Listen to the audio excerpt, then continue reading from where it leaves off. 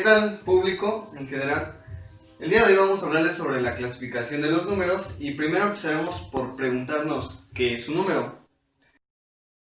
Un número es una idea generada para expresar cantidades de un mundo físico o imaginario que se representan con dígitos, los cuales tenemos a continuación, que vendrían siendo el 0, 1, 2, 3, consecutivamente hasta 9. Bien, podemos dar pie a la clasificación de los números, en la cual comenzaremos hablando sobre los números naturales. Los números naturales son un conjunto de números que se denotan con el siguiente símbolo y están formados por 0, 1, 2, 3 y así sucesivamente hacia el infinito. Se representan con el siguiente símbolo. Cuando nos referimos sobre el infinito o hablamos sobre el infinito, hablamos sobre cantidades que no podríamos acabar de contar, es decir, no tienen fin. Este símbolo más adelante lo vamos a explicar de el por qué no podríamos acabarlo de contar. Esto dado distintas condiciones. La primera ley de la termodinámica. Sí, los procesos isobáricos y el diagrama PV. ¿Qué tal, gente? No los había visto, perdonen. ¿Cómo estamos el día de hoy? Dato interesante de los números.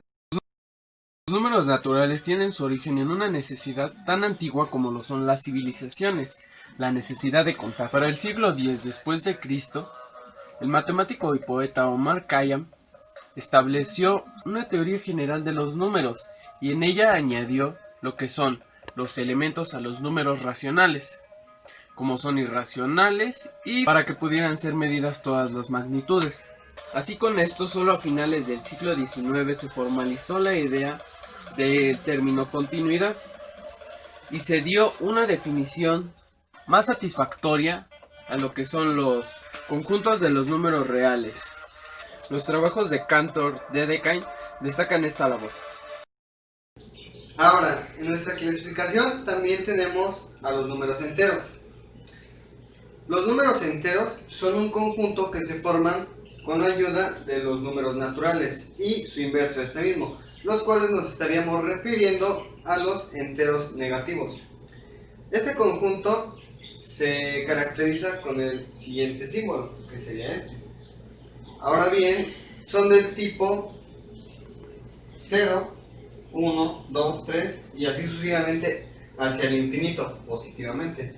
Y hacia su izquierda, del 0, menos 1, menos 2, menos 3 y así sucesivamente hacia el menos infinito. Durante los siglos 6 y 7 los hindúes fueron los pioneros en usar las cantidades negativas, esto como medio para representar lo que eran las deudas. No obstante, durante esos siglos, la aceptación del término negativo fue un proceso de gran lentitud en el occidente debido a su imposibilidad de representarlo como verdadero. De hecho, esto más que nada debido a la imposibilidad de representarlo en el mundo físico. Finalmente, y con mucha dificultad, los números negativos fueron introducidos en las ecuaciones, como dicen algunos escritos de Jerónimo Cardano, en un texto que él decía: olvidad las torturas mentales que esto os producirá e introducid estos números a las ecuaciones. Este conjunto se representa con el siguiente símbolo. Se le llama número racional a todo aquel número que se representa como el cociente de dos enteros. Es decir, podemos tener a sobre b, donde b puede tener cualquier número entero a excepción del 0, y a donde tiene el valor de cualquier número entero incluyendo el 0. Pero en el caso de tener a sobre 0, no se le puede considerar número racional. Esto dado distintas condiciones que en otros videos veríamos. Comúnmente conocemos a estos números racionales como fracciones, pero no solo se escriben de la forma a sobre b. Es decir, aquí tengo unos ejemplos de algunas fracciones, como podrían ser 5 octavos y 4 tercios. pero también aquellos números decimales que son limitados se pueden decir que son números racionales, es decir, como 1.5, que vendría siendo el resultado de 3 medios. No obstante, aquellas cifras que son periódicas o se mantienen en el infinito no se pueden expresar de este mismo modo. Por lo tanto, no se les considera racionales. En el siglo XIX aún existía la desconfianza entre los matemáticos sobre el manejo de las cantidades matemáticas, hasta que en el mismo siglo Weierstrass hizo la relación entre los números enteros a partir del conjunto de los números reales. La idea de número racional, utilizada como explicar la relación entre dos números enteros, fue utilizada por los pitagóricos en el siglo VI a.C. Años antes, los babilónicos y los egipcios utilizaron los números que tenían como numerador 1, como estos son un tercio o un quinto, de hecho, y algunas en particular como 2/3. Así, en la Biblia de las matemáticas nos describe: después fueron los hindúes quienes se encargaron de formalizar las reglas para ejecutar operaciones entre fracciones.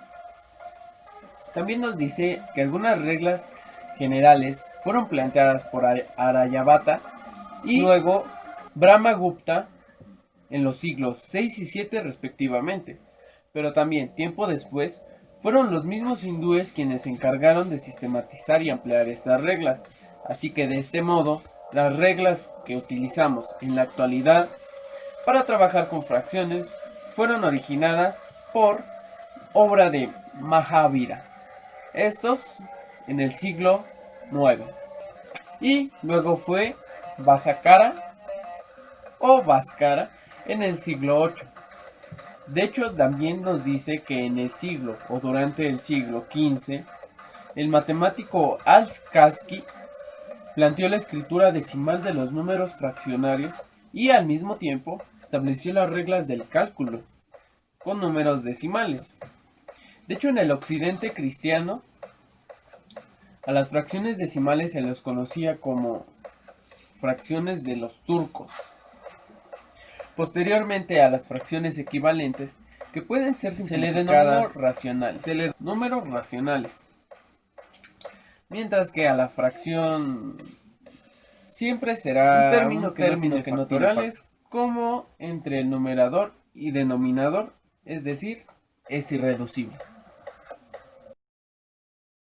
Los números irracionales se definen como un número el cual posee cifras decimales, las cuales son infinitas, o podremos definirlo como que son cifras que nunca terminan. Por ejemplo, 1.57 y así cualquiera de los números enteros.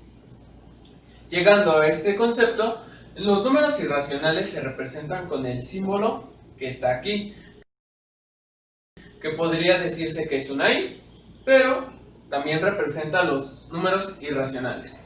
Algunos ejemplos son claramente los que estamos viendo aquí, como son este número o símbolo, disculpen, que se llama pi.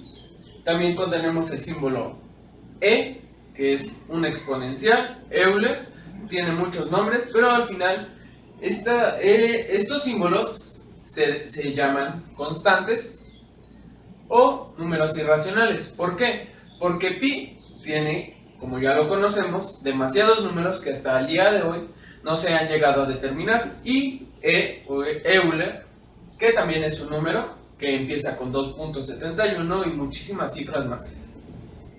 Oye, así también llamaremos a un número irracional, como ya lo dijimos por nuestra definición anterior, un número el cual posee muchísimas cifras decimales. Por ejemplo, en una fracción, cuando dividimos un número, por ejemplo, tenemos 10 entre 3, esta división nos da como resultado el valor de 3.3, pero este 3 después del punto decimal se vuelve a repetir constantemente. En este caso, la raíz de 2, sabiendo que este símbolo de raíz, al no tener una parte exponencial, una parte radical, nos dice que por ende es un número, una raíz cuadrática. Entonces, sacando la raíz cuadrada del número que está dentro sabiendo que la definición de raíz de un número o raíz cuadrada de un número son cifras que multiplicadas por sí mismas nos dé el valor que queremos o que está dentro de la casita. Así, sacando la raíz cuadrada del número, dándonos como resultado 1.414213 y muchísimas cifras más. Entonces, si multiplicáramos esas cifras por sí mismas para que nos diera el valor dentro de la raíz, no nos daría el valor exactamente. O sea, no multiplicando 1.414213, por ejemplo, tomando esas 6 cifras después del punto decimal, no nos daría el valor absoluto de 2, sino que nos daría 1.96 aproximadamente, y así acercándonos. Entonces, a eso se le cataloga como número irracional. Así como este papel que nos robamos de los datos curiosos de Tesla, ¿no es cierto?